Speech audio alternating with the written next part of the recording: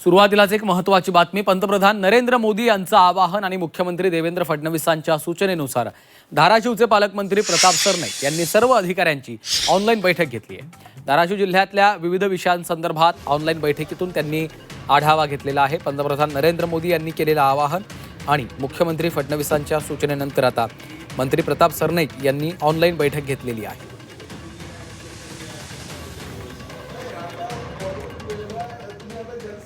मुख्यमंत्री आणि दोन्ही उपमुख्यमंत्र्यांनी आम्हाला सूचना केल्या की ज्या ज्या काही बैठका असतील त्या बैठकीसाठी लांबून लांबून जिल्ह्याचे सगळे अधिकारी येतात, त्यामुळे 2 ते 3 दिवस त्यांचा त्या ठिकाणी वाया जातात। आज शुक्रवार आहे, शनिवार रविवार ती लोक जिल्ह्यामध्ये राहणं गरजेचं आहे आणि त्यामुळे धाराशिव जिल्ह्याच्या संदर्भात 9 विषय होते। त्या विषयाच्या संदर्भात आज बैठक आयोजित आम्ही केली होती आणि मी माझ्या अधिकाऱ्यांच्या माध्यमातून सगळ्या आमच्या धाराशिव जिल्ह्यातल्या अधिकाऱ्यांना सूचना केली की तुम्ही ह्या ठिकाणी येण्यापेक्षा आपण व्हर्च्युअल मीटिंग करू आणि त्या मीटिंगच्या माध्यमातून जे जे काही प्रश्न प्रलंबित आहे ते सोडू।